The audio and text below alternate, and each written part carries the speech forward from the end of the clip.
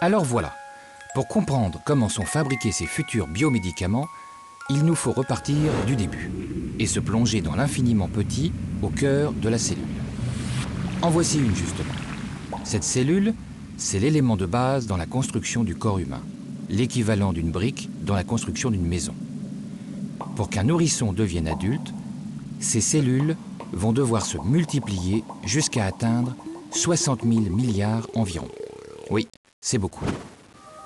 Et toutes les cellules de notre corps vont fonctionner comme de véritables petites usines. Elles vont fabriquer, entre autres, des protéines nécessaires à la bonne marche de notre organisme. C'est le cas, par exemple, de la cellule de pancréas qui fabrique l'insuline, une protéine qui permet au sucre d'atteindre les cellules musculaires pour être utilisée comme source d'énergie pour le corps. Ou bien encore, des cellules des muscles qui produisent une autre protéine, la dystrophine, indispensable à leur bon fonctionnement. Des protéines différentes, les cellules du corps en fabriquent des centaines et des centaines de milliers. Comment font-elles? Eh bien, elles ont un plan, ou plus précisément, des plans, qu'elles doivent suivre à la lettre près. Vous allez comprendre. Revenons à notre cellule. Dans chacune de nos cellules se trouve un noyau qui contient, entre autres, l'ADN. L'ADN, vous savez, ce très long fil qui ressemble à une échelle torsadée. Eh bien, ce très long fil contient l'ensemble des plans de fabrication des protéines. Chaque plan s'appelle un gène. Le problème, c'est que parfois certains gènes, certains plans, contiennent de petites erreurs. On parle de mutation.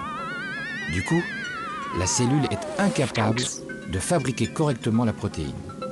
On parle alors de maladie génétique. Problème, comment faire pour que les cellules défectueuses puissent à nouveau fabriquer la protéine manquante? Pour cela, il faudrait leur fournir le plan de la protéine sans la mutation, c'est-à-dire un gène sain, un morceau d'ADN. Oui, mais comment?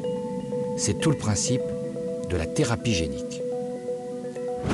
Tout d'abord, administrer un tel médicament ne va pas être simple. Pris par voie orale, il serait dégradé par les sucs de la digestion avant de pouvoir atteindre les cellules malades. Pris en injection, le gène médicament pourrait être en partie perdu, dégradé ou n'irait pas forcément dans les bonnes cellules.